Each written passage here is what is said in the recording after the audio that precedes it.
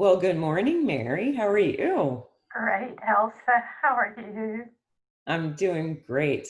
I'm doing great. I'm so happy to see you. You look so beautiful in your tropical shirt. Well, you as well. I love your long necklace. I don't see it all and the off shoulder. Beautiful. Thank you. Thank you. So, Mary, we've been friends. I met you in 2012 at our local Spasmodic Dysphonia support group, and you've been leading that for 20 years now. Is that right? 21 in December. Yes, ma'am. 21 years. And you've been such a force for good in our community here in Charlotte and across the nation, which is why I wanted to interview you today. So thank you so much.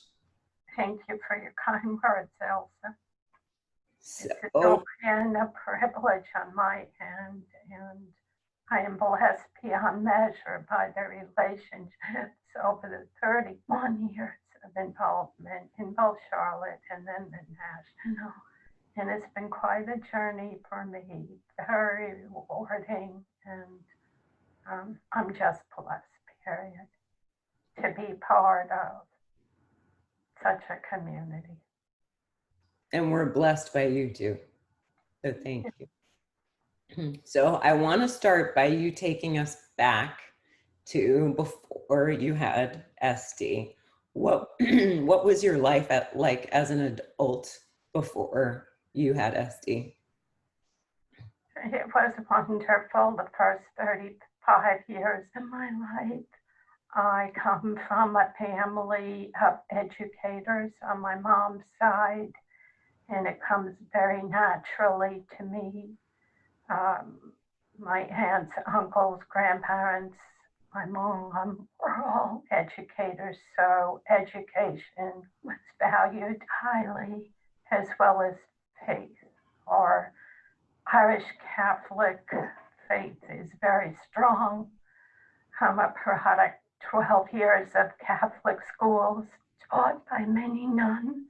And after that, I was very grateful to receive a full scholarship to NYU, which turned out to be my grandma's alma mater. My grandma was the first one among the first lady graduates in 1923.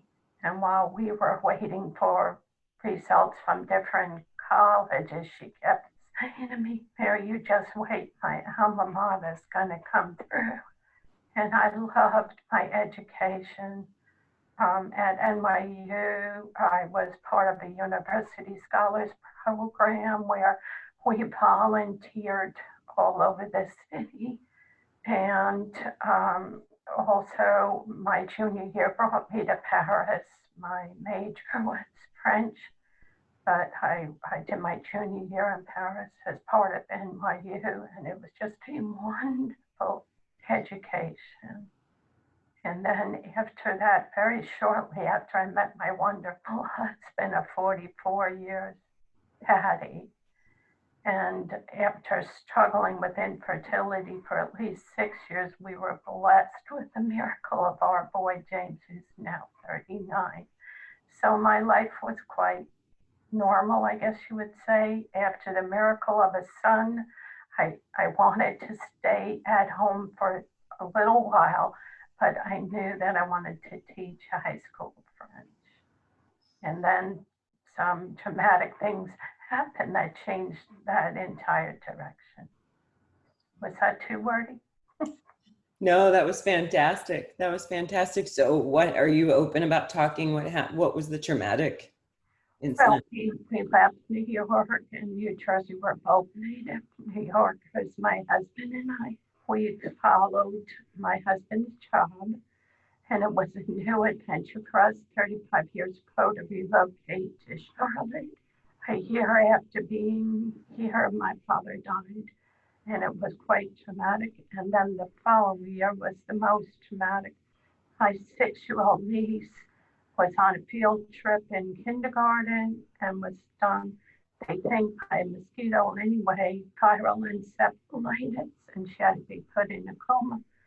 And so it was summertime, and my husband always traveled full work, Monday to Friday every week. That was his job. So I took our boy on the plane and got up there to New Jersey to be with my sister, brother-in-law, nephew, and my niece. And it was very traumatic. And staying up there for 6 weeks and answering my sister's phone and talking to doctors and nurses at Princeton's bedside, I realized my voice just wasn't people were not hearing me, and this was the first time I had not been able to be heard. Interesting. And how old were you at that time? 35. You were 35 years old. Okay. That's interesting because I started to feel my first symptoms around 35 as well. And most of the literature, that's the normal age of onset. Although we're hearing now, Elsa, of such younger cases. Yes, which breaks my heart. Yes. Because I know as a child going through this, can you imagine being in a classroom and the teacher calling on you and just how scared you would feel?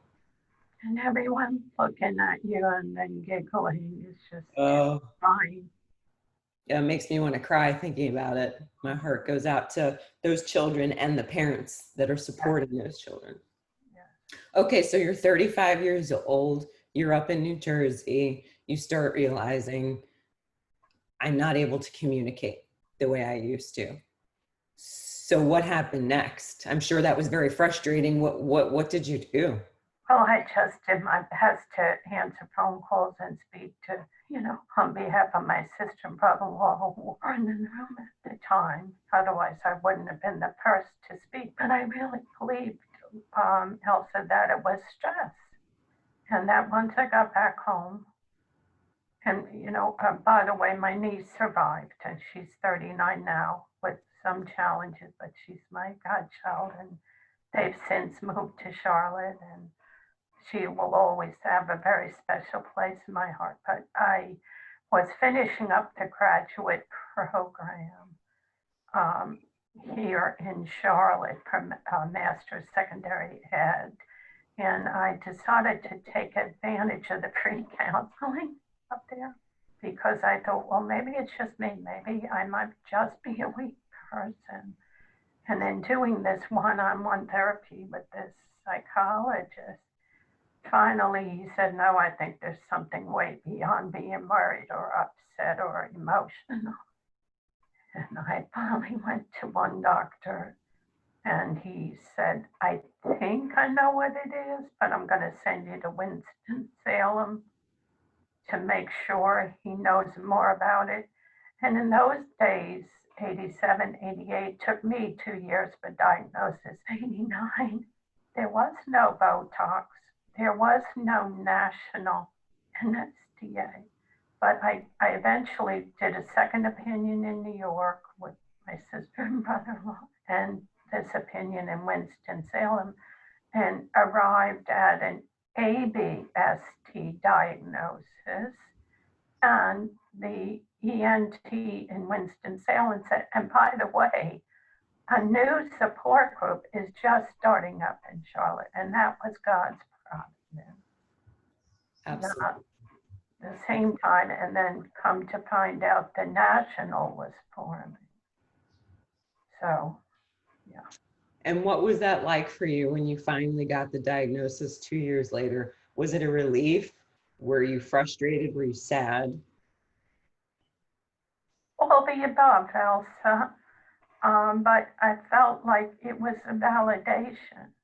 But for me, so much more powerful than that was attending my first meeting in 1989. I will never forget my tears. And I will never forget the kindness of people. And I will never forget hearing the sound of someone else's ST voice and feeling so connected with them and having them shake their heads like you are and say, we're listening, we walk in your shoes. And I was given so much that evening in 1989 by the local group under Liv Haywood's leadership that I just felt like this was a plan or province. Somehow there's a purpose to this for me personally, because the Botox wasn't the answer for me, and voice therapy wasn't the answer for me. And I still had so much I wanted to do, and I was encouraged by so many role models within the NSDA, and they first had me on projects for writing. I love writing newsletters, and I love supporting people, and that's my purpose, I believe. And as long as I have something to contribute, I still have the passion in my heart to reach out and help just one person at a time. And thank you for that. You've helped so many. That was very touching to hear you say that. Thank you for sharing that. So you mentioned that you have AB, spasmodic dysphonia, which from what I understand is a unique form of SD. Can you tell us a little bit about that? The literature also says that we're maybe 20% of the overall population, and there's still a mystery with SD, and there are so many variations to it. But when we have breakout sessions at annual meetings, symposiums, you feel that the people feel orphaned within the total family, because, ST is such a rare problem. We're one of the rare diseases under NORD, National Organization of Rare Diseases. And we just feel like, well, what about us? I mean, there are some people, and there are Facebook groups just for the ABs. And, but even so, it's and I am not medical or scientific, but it's the PCA muscle, the post-cranial erythroid, and it's located, the cartilage is farther back, and it's more difficult to pivot the needle and reach it. And in any Botox injection, you need to be in the hands of someone who is experienced, really. I mean, I don't want to say need, like this is what you have to do, but I'm just saying it would behoove you to consider how many are they doing and how many have they seen. And there are other surgeries that some ABs have found useful. Filler is one of them. We sound breathy all the time. We struggle with volume and fatigue. But at my age and stage, Elsa, I'm fine with my life. And, ST would want to make me an introvert. I'm more of an extrovert in my spirit. But when it comes to the cause and the community, I will just get right, well, before COVID, just get right up and say, listen, I want to say something. And so could we step away outside where it's quiet, or so that you can hear me?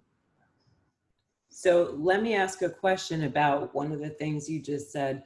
You said there is a type of surgery for people that have AB. I didn't quite understand. Is it called filler surgery? It's a filler. That's what I said.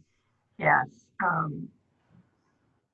Basically, they're putting a filling so that the vocal cords aren't separated as much. And there are several places in the US that do this. I don't know many people that have had it, Elsa, but I know a few because of how long I've been involved with the national. And you've had this for 31 years now? 33. It took 2 years for diagnosis, Elsa. Okay, so 33 years. So tell us how you coped with SD in the early years, and how do you cope with it now? I'm sure that's changed over the years. Yeah, it has, Elsa. There was a lot of fear at first, but I always had a deep-seated faith in God. And my husband, God bless him, he's so funny, and he has never let me have a pity. Well, he has never treated me as anything less than. And it's funny now because he's so hard of hearing. And if you could see our antics, I can never speak to him with his back to me. And I get right up there and I'm like, stop, lower the volume. You know, the funniest is in a vehicle. We're trying to communicate. It's quite funny. But so, and then my son, who's 39 now, growing up with my husband being gone all the time, he just grew up with this as normal, and he's going to help mom and help me. And, but basically, I cope because I'm involved with the cause, and that just gives me such hope. We've come a really long way, the NSDA, in 31 years. I mean, I'm just beyond proud of what we've done with that staff of one and hundreds of dedicated, tireless, selfless volunteers. It's beautiful. And do you have days still, even after 33 years, where you just feel down about SD, or that you've got to kind of pick yourself up, or you have a strategy that you kind of use, a prayer that you go to? Is there anything like that? I'm always prayerful, touches my nature, but you know, the serenity prayer would always be top of list. But you know, it's been so almost half my life now, Elsa, and you know, people's comments. Bless them. I really think they just don't know. You know, you know, some of the comments I've heard was, "My goodness, have you had a stroke?" You know, things like that, or talking over you or finishing your sentence, and you know. But after all this time, no, it's just part of me, but I refuse to allow it to define who I am. And we are all so much more than the sound of our voice. And our voice is not just what people hear. Our voice is written. Our voice is expressed in art and music.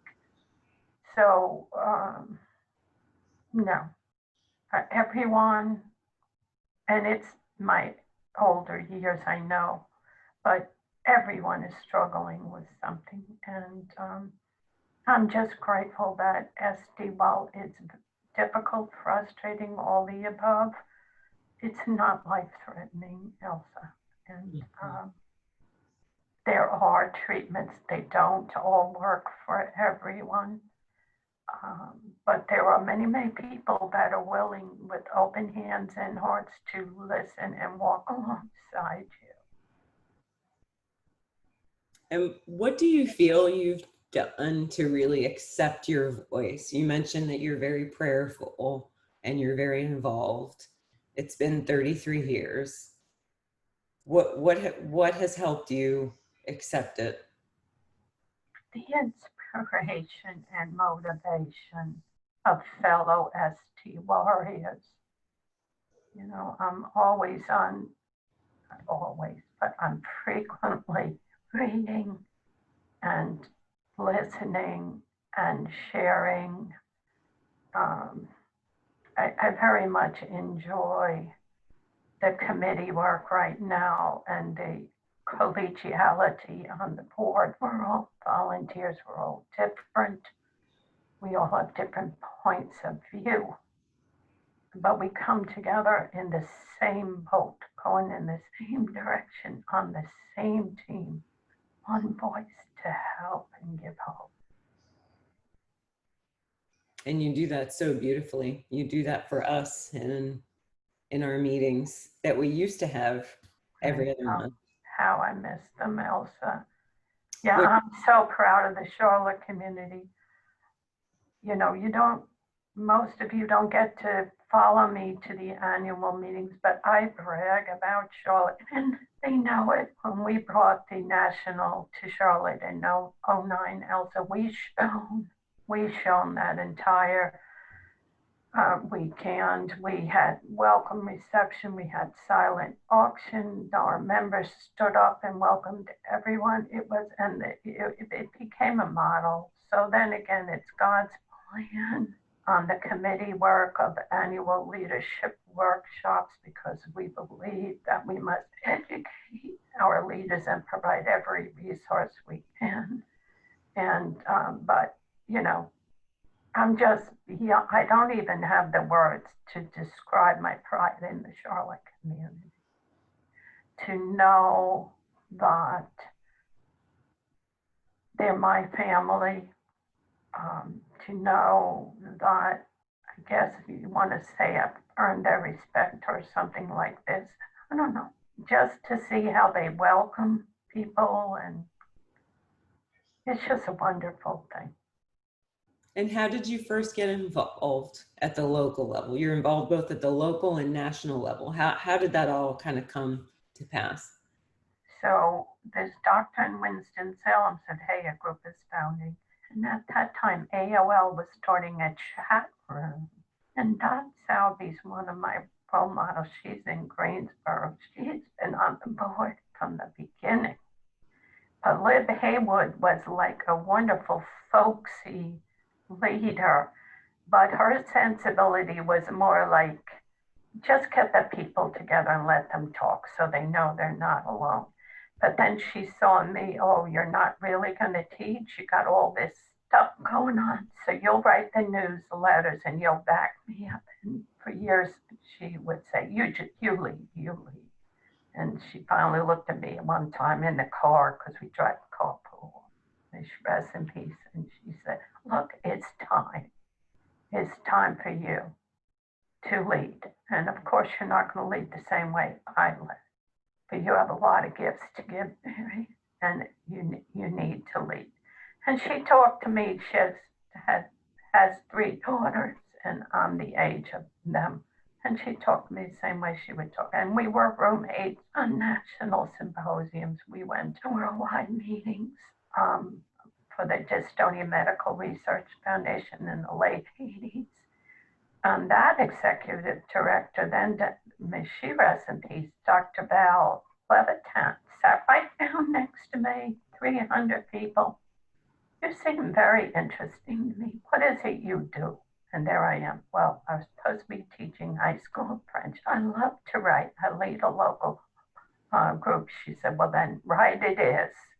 She gave me assignments also about the meeting, write a worldwide symposium summary, a spirituality project. She sat there, got to know me, and that was it. And so that kind of evolved. That was Lib pushing me out, and then this Dr. Levitan pushed me out, and Dot Salby. Oh, no, Mary, you need to be on the board. I love like the board. I'm still a housewife, Dot. No, you're more than a housewife. Get out there, keep writing. And the leaders, they tease me, but I'm the mother hen now.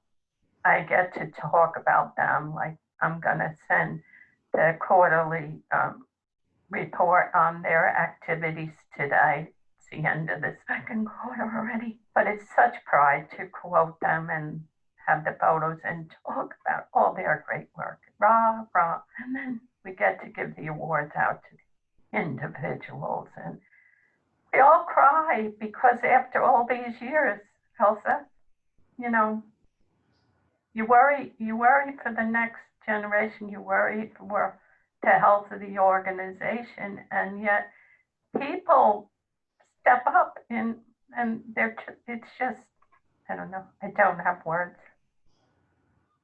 Thank you for all you do for us. I didn't know that you wrote all that stuff. I know how active you are for us, but I didn't realize you did all the writing, and that's fantastic. So you were a teacher for many years before this, or at least a handful of years as a French teacher. Did you have to fully give that up at one point because of your condition, or were you able to ask for accommodations? I did not ask for accommodations. Some of my professors thought that maybe I should have. It was a self-esteem self-esteem issue for me at that point. And my husband was fine with me just being a volunteer. He knew how engaged I was becoming, and he still is my biggest support. And no, you know, Elsa, I knew how, and I know you're bilingual as well. I knew how to say that word properly. I knew it, but I couldn't predict my functionality for my students. And that makes sense.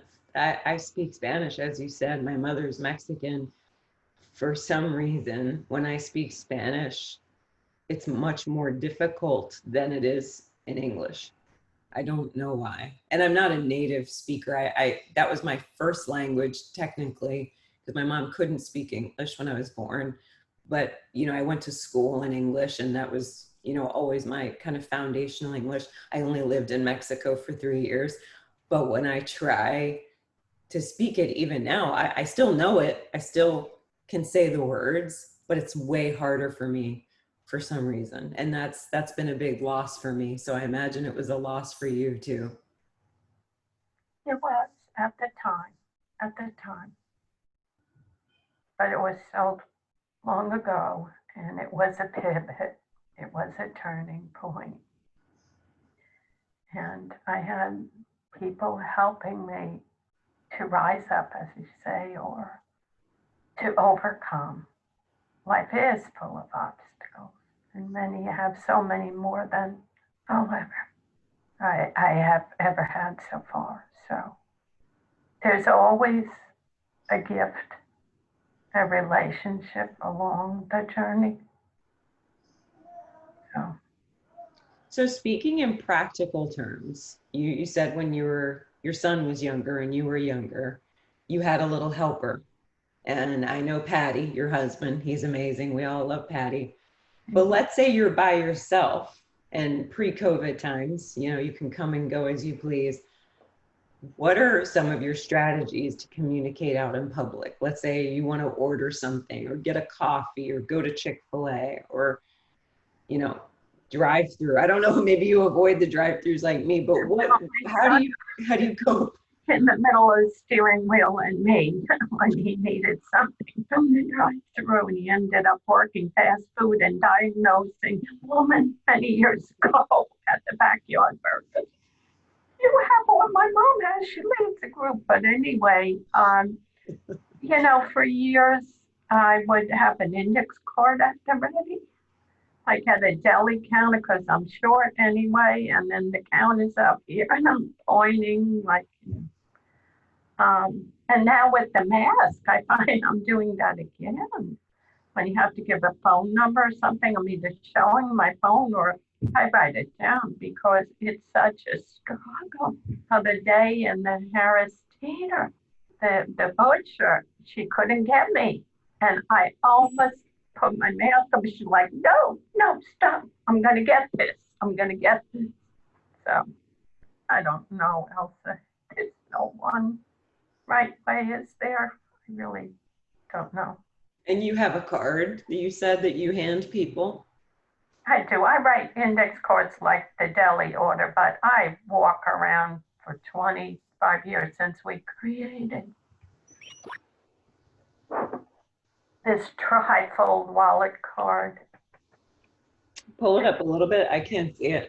Your camera's a little bit higher. There it is. Yep, now I can see it. It's got 3 sides. You fold it, goes in the wallet, like with a business card.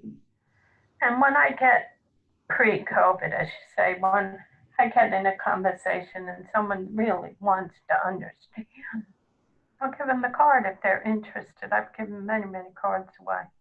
And it's nice, like a seat made or something, and you know you're going to be there like in a doctor's office or something, or I've given out on airplanes, you name it. So yeah, they're handy, Elsa. And so what are some of your SE pet peeves? What are things that kind of bug you about this? Yeah, so like when people talk over you, finish your sentences, ask you if you're sick, step back are you contagious? That kind of thing. But I think I said earlier, I think it's just they're curious. They maybe or probably never heard anybody sound like this. They're surprised. Mm-hmm. So I remember teaching Sunday school many years ago, many decades ago. And the dad came up to me privately after he felt he had to move his daughter out of my class because she couldn't understand 100% of what I was saying. And it was hurtful. And I said, I'm a parent myself. I get it. Certainly your choice. Thank God we have many volunteers in our church. I'm one of many. So it's okay. But he remembers some things. But Sure. it's okay. Yeah. I told him I was going to miss her, and she was a sweetheart. But yeah.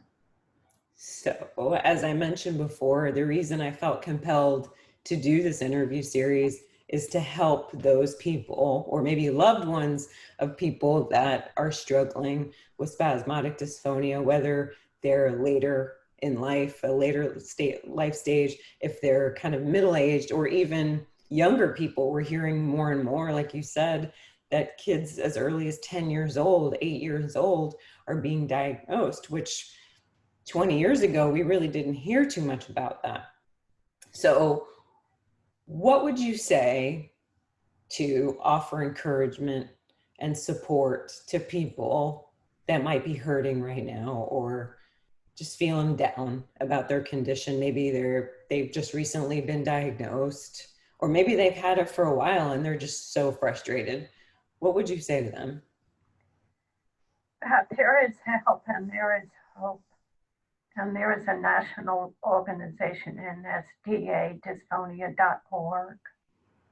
And that website is equipped to give voice samples, share resources, many, many resources and books and brochures, listings of all the Zoom calls, and anybody is welcome to register for a Zoom call no matter where you live in this pandemic. I've met so many people from all over the US on these Zoom calls. There's 300 leaders right now in the support network, 50 groups, and there's over 240 area contact persons. They're all listed, and these people want people to reach out to them. And you could find out if a group is meeting, after COVID isn't a threat, or the virtual meetings. And there are just so many people that would love to walk the journey with you. I can tell you that first. And I find lately listening to videos such as yours, series, and now we're doing a virtual walk in 3.5 weeks, and some of the videos, and we're meeting people that we didn't even know, but so many of the leaders are doing the videos and everything. So inspiring, and people are telling them, I never knew what was wrong and I was afraid to ask you. So I'm excited, I'm energized, and I'm enthusiastic about the future of anyone affected by ST.